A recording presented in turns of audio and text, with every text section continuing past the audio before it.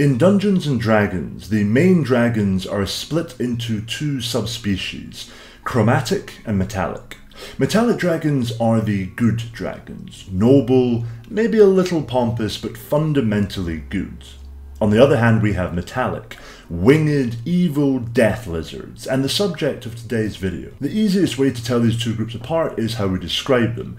If the name includes a metallic descriptor, bronze dragons, silver dragons, gold, and so on, then they're a good metallic dragon. If there's a colour in the name, like a blue dragon or a red dragon, we're talking about something evil and chromatic. In this video, I'm going to take you on a whirlwind tour through the main chromatic dragons, their layers, their distinctive powers, and their personalities. Then we're going to talk about how an evil dragon can play a role in your story. What kind of villain would they be? How would they interact with the characters? What kind of allies would they make? And finally, perhaps most importantly, we'll talk about how to run these monsters in combat, how to make the most of them on the battlefield and make sure that they don't feel underwhelming. Now before we jump in, a quick thank you to all of my patrons who are supporting the channel, supporting the content, and who voted for the topic of this video. If you want to support the channel, but perhaps you can't jump onto Patreon right now, totally cool. You can like, you can subscribe. Any engagement on the channel boosts me in the algorithm, gets the content out to new people, and is much appreciated. Now, let me introduce you to the 5 main chromatic dragons. We'll take them from weakest to strongest, beginning with... While exploring in the frozen north, crossing windswept tundra, or scaling icy peaks, a traveller might become the prey of a deadly predator. A white dragon. White dragons are smaller and weaker than the other chromatics, but that doesn't mean they're not a force to be reckoned with. In fact, when a white dragon is in its natural habitat, it is one of the most deadly predators in the known world. White dragons make their lairs in cold, isolated regions, in ice caves or in snowy mountain caverns. One sign that you might be close to a white dragon's lair is if you stumble on frozen bodies locked in ice and hidden beneath the snow. White dragons like to preserve their kills in ice and come back and feast later. White dragons are solitary by nature, and they tend to avoid other dragons. They might briefly come together with another white dragon to mate, but that's about the extent of their cooperation. One creature they struggle to get away from sometimes is frost giants. Frost giants live in the same cold climates as white dragons, and they'll often seek out these dragons as a way to prove their strength in battle. A white dragon's lair is sometimes littered with the bones of foolhardy frost giants, but occasionally they lose these fights, in which case they can end up as the reluctant servants of frost giants. That doesn't happen too often though, because white dragons are very effective in combat. Their breath weapon is a stream of freezing air covering everything it touches in ice. This thing is a beast. I mean, it's a draconic class creature, but it's a beast in the figurative sense. In the crumbling ruins of an ancient city, in the heart of a stinking, festering swamp, amid a monster-infested jungle, lurks a black dragon. These dragons are the worst of their kind. While the white dragon hunts to survive and kills because it's hungry, the black dragon does so because it's cruel, it's sadistic. It loves to see the pain and suffering of other creatures, and it hates the world outside its lair. And speaking of lairs, black dragons are usually found in overgrown swamps and jungles, but they're particularly fascinated by the ruins of ancient civilizations, so they'll often be found in ruined temples or cities in the heart of old forests. They take perverse satisfaction in witnessing the decline and ruin of civilizations. All dragons enjoy gold, but black dragons are very drawn to mementos and treasures from civilizations that have now collapsed. They like to think about the fact that they've outlasted these other peoples, and they like to be reminded of that with little trophies. In their lairs you might find kobolds and lizard folk who worship the black dragon, and who over time become crueler and more twisted as a result of their association with this evil being. Black dragons will tolerate these lesser creatures as useful tools and servants, but if a stronger dragon appears in the area, the black dragon will likely flee. They prefer to plot the downfall and harm of their fellow dragon kind from afar. In summary, black dragons are evil and sadistic, and would really enjoy the podcast and YouTube channel Fall of Civilizations. Fun fact, they also like to pickle their victims in vats of stagnant water water in their lair. Have fun horrifying your players with that when they first enter the ruins.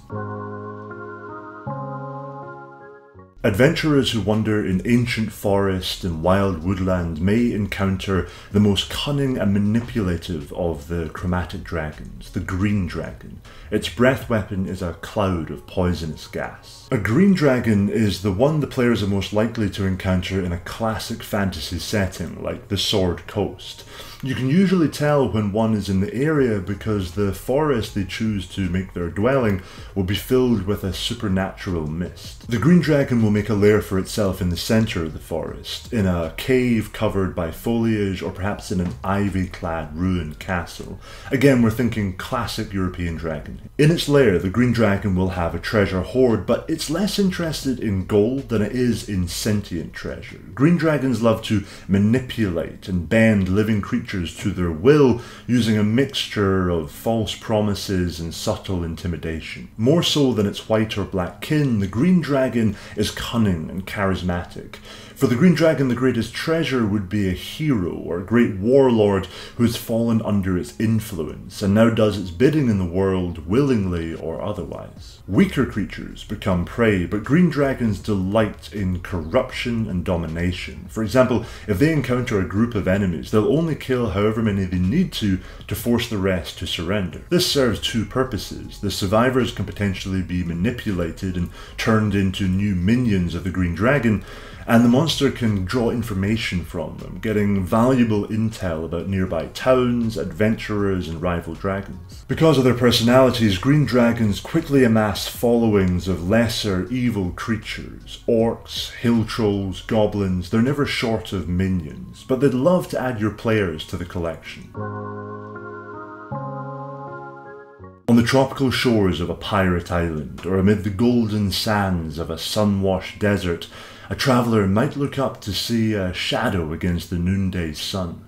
Lightning strikes from the clear sky as a blue dragon attacks. Blue dragons are the coolest of the chromatic dragons. Canonically, it says so here in the monster manual. Blue dragons are very much the sigmas of dragonkind, and they make most red dragons look like a bunch of betas. Okay, you got me. That's not a quote from the monster manual, that's a quote from Volos, but blue dragons are awesome. They're great for a pirate-themed setting. I should know, I wrote one and it's on my Patreon. And they shoot lightning from their mouths. Even better, when they build their lairs, they use their lightning breath weapon to crystallize the sand and create hardened glass tunnels under the dunes. An electric dragon in a crystalline maze under the golden desert. That is a memorable encounter. Blue dragons are also great at tunneling, so if their lair is invaded, they'll just hit a pressure point, cause the glass tunnels to collapse, and then they can worm their way up through the sands while the adventurers die below. Blue dragons don't always work alone though. They develop contacts at all levels of society and reward their agents handsomely. While the blue dragon will enjoy dominating and ruling as a tyrant at times, their relationship with their servants is more transactional than other dragons. Blue dragons are also incredibly vain. If a bard were to sing a derogatory song about a blue dragon in a tavern one night, the dragon would not rest until it had burned that tavern to the ground, killed the bard, and slaughtered anyone who witnessed the song. For them, their reputation and the fearful respect of lesser creatures is a treasure unto itself. A hot, dry wind rises, bearing upon it the scent of sulphur, smoke, and ash. Amid the roiling black clouds rising from a burning town, a red dragon twists in the air, spewing flames from its open jaws. The red dragon sits at the top of the chromatic power hierarchy. They're the classic D&D dragons. They hate dwarves, they live in high volcanic mountains, and they love gathering treasure. Red dragons believe that by dint of their birth, they have the right to rule all other creatures. Anything less than crushing kingdoms and ruling as an imperial tyrant would be an affront to their ego. And to this end, they enlist armies of lesser draconic creatures like kobolds to serve in their conquests. Red dragons like to make their lairs in remote mountainous regions, perhaps utilizing the abandoned fortress of a vanquished dwarven kingdom. They particularly enjoy volcanic mountains, and at the center of these lairs they amass huge collections of gold, jewels, precious metals, and rare magical items. A dragon's ego is only rivaled by its greed. Defeating even a young red dragon is a serious challenge, but for those who succeed, immense wealth awaits. And those are the 5 main chromatic dragons. Now, if one of them caught your eye, what role is it going to play in your story? Let's find out. In your story, a chromatic dragon will work really well as an antagonist, perhaps even a campaign boss. The first thing to decide is what role the dragon is going to play in the plot. Maybe you and your players want to tell a simple story in which the heroes go and slay a dragon in the same way as they might go and fight and kill any monster, like a displacer beast or an owlbear. For that kind of story, I would suggest going with a young white or black dragon. They're not super intelligent, they like to stick close to their lairs, and they're unlikely to have hordes of minions. The white dragon is probably the best choice here since they're the most animalistic, but if your players aren't in a cold terrain, a black dragon will work really well. The black dragon's preferred terrain of old rotten forests can show up pretty much anywhere. The black dragon is going to be a fun, challenging encounter for most level 7 players, but level 6 players could probably also take one on as long as it's the only monster they're fighting that day. However, dragons become really fun when they move from being monsters to masterminds.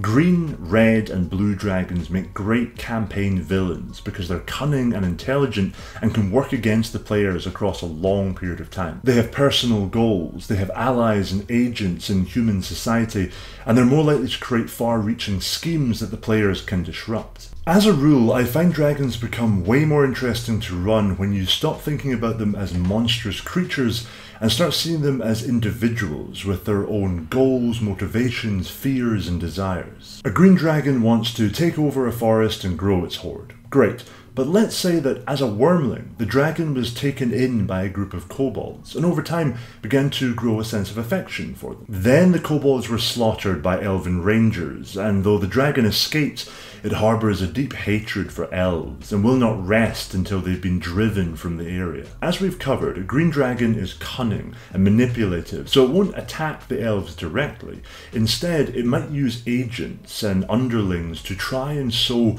unrest between elves and other nearby inhabitants, perhaps trying to turn human society against their elven neighbours. The players might come into the picture just as humans and elves are at each other's throats, and they'll begin to look into the growing conflict only to discover that a green dragon is masterminding everything from the shadows of a nearby forest. The point is that making your dragon an intelligent personality with a clear goal, perhaps a goal rooted in an almost justifiable resentment, will make the whole story far more interesting for you and your players. But let's say the players track down that green dragon. What happens when they come face to face with the monster? Let's talk about combat.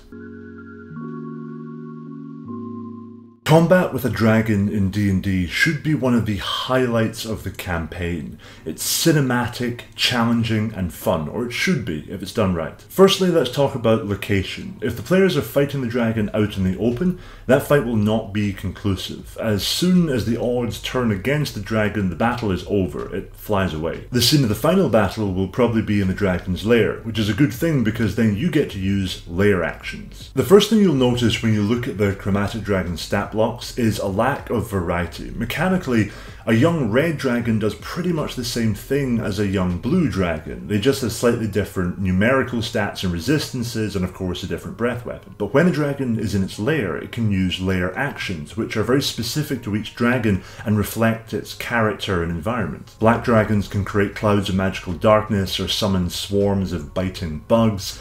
A red dragon can open fissures in the ground and cause lava to spray out at the players. These are the actions that make the dragons feel distinct.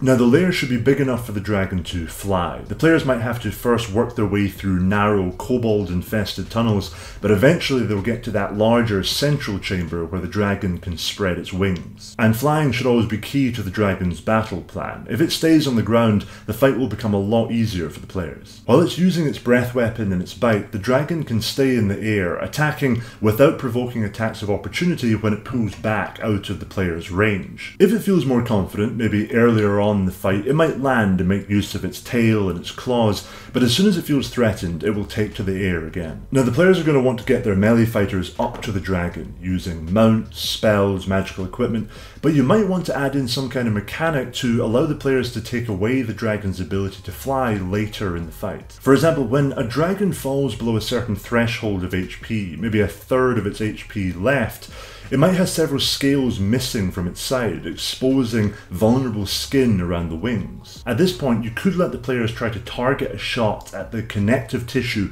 around the wing. They might have to take a penalty to the attack, perhaps a -5 or -10 depending on the distance, but if they succeed, the dragon will be on the ground, unable to fly, and the melee fighters can go in there and do what they do best. That is just a quick overview of how I would run dragons in combat, but this video is getting way too long, so we should probably wrap it up there. If you want to have a look at the details of each dragon and the details of the lair actions, remember, you do not need the monster manual, although it's a fun thing to have. You can get all of this on a website called D&D Beyond, totally free. Unless you're watching this video in 2024 or later, in which case you can get all the information you need on a website called D&D 1 Beyond Plus Prime Now Infinite for a small monthly subscription fee. I'm kidding, guys.